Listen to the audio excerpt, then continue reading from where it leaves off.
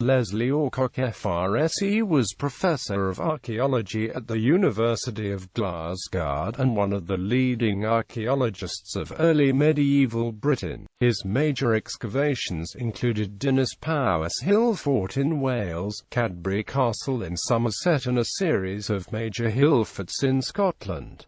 Early years. Alcock was born in Manchester. His intellectual prowess was demonstrated early, when he won a scholarship to Manchester Grammar School in 1935. Details of Alcock's military career are sketchy. His obituaries, which are uniformly hagiographical in tone and simply repeat the information given in Alcock's entry in Who's Who, state that Alcock left school and joined the army in 1942 to fight in the Second World War as a captain in the Gurkhas. This seems unlikely, as he would have been only 16 or 17 years old at the time. In fact, he did not join the 7th Gurkha Rifles as an emergency commissioned officer until 1944. It is unclear how he spent the years 1942–4, although officer training may account for some of this period. There is no record that he ever saw active service. These inconsistencies cast doubt on other aspects of traditional accounts of Alcock's time in India. Although it is widely claimed that he was fluent in Urdu and Punjabi, there is no evidence to corroborate this. What seems more clear is that Alcock developed an interest in archaeology during his posting to the Indian subcontinent. After demobilization in 1946, he won a scholarship to Brasenose College, Oxford, where he read modern history from 1946 to 1949.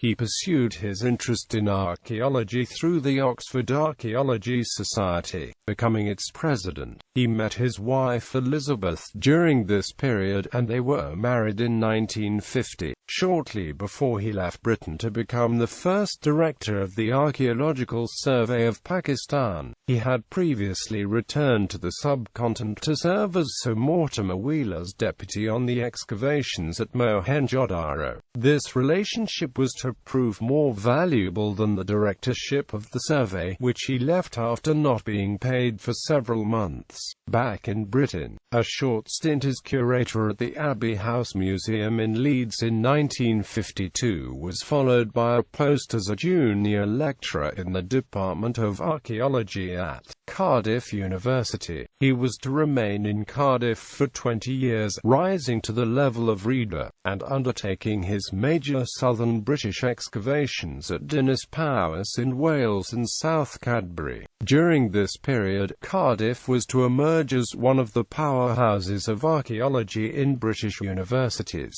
and many of the leading figures in British archaeology today encountered Alcock as a teacher at the time. Cadbury. The excavation at Cadbury Castle, South Cadbury, made Alcock's name. The hill fort had a traditional link with Camelot and the Arthurian legends, and Alcock made sure that the media were aware of his work. The 5 seasons of the excavations were widely reported, making Alcock into one of the better-known British archaeologists of the time. His methodology made headlines within the archaeological community with his use of geophysical survey, which at the time before its prominent use by archaeological television program Time Team was an unusual and experimental process, while he also preferred the use of open-area excavation to the Wheeler method that held sway at the time. This methodology was to become the standard technique for British archaeology from the start of large-scale rescue work in the 1970s, and shows that Alcock was at the cutting edge of archaeology. Alcock's sense of humor also came out during the excavations. He had a good understanding of what visitors to the site wanted to see, so he had a plastic skeleton excavated from the same spot every afternoon, with a bucket beside the trench to take donations for the Diggers' Welfare Fund. The money was used to the benefit of the local economy each evening in the pub. The results of the excavation were impressive. The earliest identifiable occupation on the hill was early and late Neolithic. After an apparent hiatus during the earlier Bronze Age, it was reoccupied in the centuries around 1000 BC, remaining so continuously until at least the 1st century AD. His excavations produced scant evidence for Roman occupation, aside from a barracks block of the latter 1st century, but demonstrated that it was the largest reoccupied fortified hilltop in post-Roman Britain. He also identified late Saxon refurbishment of the defences and a foundation trench for a probable cruciform church, apparently never completed but intended to meet the needs of Munya's move to the hill for security during the early 11th century AD. Alcock was able to tell evocative stories of the history of the fort, and particularly of its fate during the Roman period, where there was clear evidence of a violent attack on the fort. However, the scale of the material recovered meant that his publication of the site was rarely a large-scale interim report. Final publication waited until 1995 for the early medieval material, which he published himself in 1995, and 2000 for the earlier material. The main drawback for Alcock was that he had now become irrevocably connected with Arthur in the minds of the public. From 1994 until his death in 2006, Alcock was patron of the South Cadbury Environs Project, a program of research exploring the landscape around the hill fort.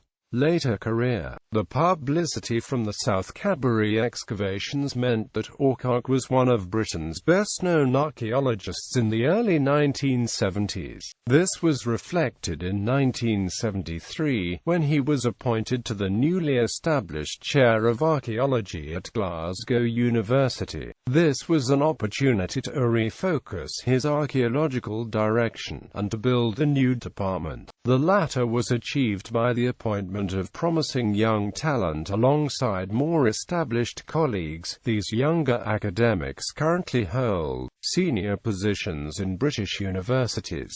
The former opportunity was realised by moving away from Arthur to look at the Dark Age sites of Scotland. At this time, the Dark Ages were darker for Scotland than for England because of the paucity of written records for Scotland in the period and the lack of clearly Dark Age sites. Some had been identified in earlier work, but virtually nothing was known about this important period of Scotland's past. His changing focus can be seen with a review of Pictish settlements, but his manifesto for his new research trajectory came in a publication looking at hillforts across Britain. Although he had been working on this trajectory from 1973, in this paper, Alcock listed the centres of political power named in the various annals relating to Scotland in this period. These annals were all from Outwith, Scotland, and were mainly Irish.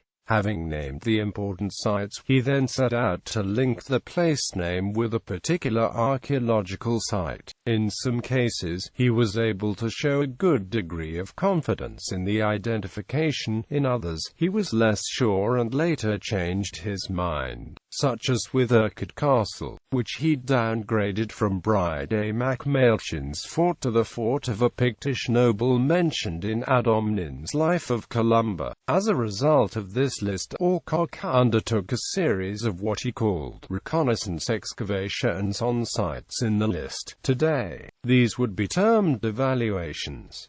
The purpose of these was very different from the large-scale excavation of South Cadbury. Rather than an extensive excavation producing large amounts of data, the intention was to target specific areas of each site to recover evidence that would indicate whether or not the site had been occupied during the Dark Ages. His fieldwork was published in a series of reports in the Proceedings of the Society of Antiquaries of Scotland. The results of the excavations indicated that he had been correct in the majority of his identifications. and he had achieved his intention of providing a base of information for others to work from. It is also important to note the involvement of his wife Elizabeth in the publishing of these papers. She was an integral part of the research program and was an archaeologist in her own right. Retirement. Leslie Alcock retired from the University of Glasgow in 1990. He was still working on the publications of his reconnaissance excavations and on the publication of the South Cadbury excavation. His involvement in the latter decreased after his publication of the early medieval material in 1995, and the earlier periods were left to a team of researchers from the Department of Archaeology at Glasgow University, led by John C. Barrett. He was now working more on synthetic works about the early medieval period and trying not to have any more to do with Arthur, who had become something of a millstone to him. His work culminated in the publication of a book based upon his 1989 Rhind lectures, Kings and Amp Warriors, Craftsmen and Amp Priests. By this time, he had been appointed an OBE, but his health was now failing and he retired fully from archaeology. He died on the 6th of June 2006 at Stevenage. Archives. The archives of Leslie Alcock are maintained by the Archives of the University of Glasgow. Bibliography. Ad Omnins Life of Columba, ed. and Amp, Trans Anderson, A.O. and Amp, Anderson, M.O. Clarendon Press, Oxford. ISBN 0-19820215-6. Alcock L. 1963. Dinas Powys, An Iron Age, Dark Age and Early Medieval Settlement in Glamorgan. University of Wales Press. ISBN 0-7083-00006. Alcock L. 1965. Hillforts in Wales and the Marches. Antiquity, 39, 184-95. Alcock L. 1971. Arthur's Britain, History and Archaeology AD 367-634. Allen Lane, The Penguin Press. ISBN 0-14139069-7. Alcock L. 1972. By South Cadbury as that Camelot. Thames and Amp, Hudson, London. ISBN 0-500-390-118. Alcock L. 1980. Populi Bestialis Pictorum Ferocianum, a survey of Pictish settlement archaeology, in Hanson, W.S. and Amp, Kepi, L.J.F. Roman Frontier Studies 1979. 61-95. Bar International Series 71, Oxford. Alcock L. 1981. Early Historic Fortifications in Scotland, in Gilbert G. Hillfort Studies. 150-80. Leicester University Press. ISBN 0-7185-1200-6. Alcock L. 1983. The Archaeology of Celtic Britain, 5th to 12th centuries, in Hinton, DA 25 Years of Medieval Archaeology, 48-66. University of Sheffield, Sheffield. ISBN 0-90609011-3. Alcock L. Alcock E. and Amp. Foster, S.M. 1986. Reconnaissance Excavations on Early Historic Fortifications and Other Royal Sites in Scotland, 1974-84-1. Excavations near St Abbs Head, Berwickshire, 1980. Proxoc Antiquescat, 116, 255-279. Alcock L. 1987. Economy, Society and Warfare Among the Britons and Saxons, c. 400 c. 800 AD. University of Wales Press.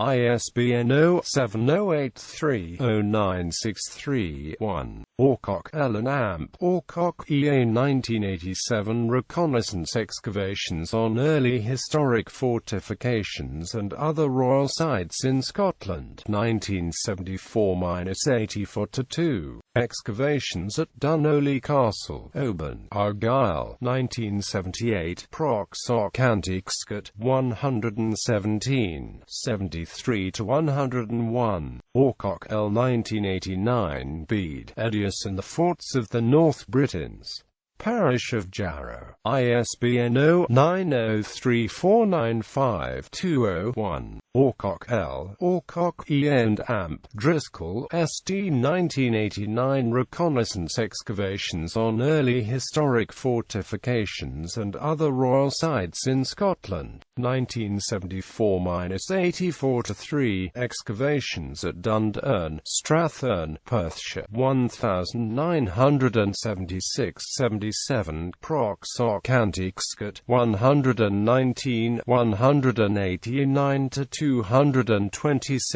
Alcock L. and Amp. Alcock EA 1990 Reconnaissance Excavations on Early Historic Fortifications and Other Royal Sites in Scotland, 1974-84-4. Excavations at Altseelut, Clyde Rock, Strathclyde, 1974-75. Proxoc Antiquescat, 120, 95-150. Alcock L. and Amp. Alcock EA 1992 Reconnaissance Excavations on Early Historic Fortifications and Other Royal Sites in Scotland, 1974-84. 5a. Excavations and Other Fieldwork at Fort Eviat, Perthshire, 1981. B. Excavations at Urquhart Castle, Inverness-shire, 1983. C. Excavations at Dunnottar, Kincardineshire, 1984. Proxoc Antiquescat, 122, 215-88.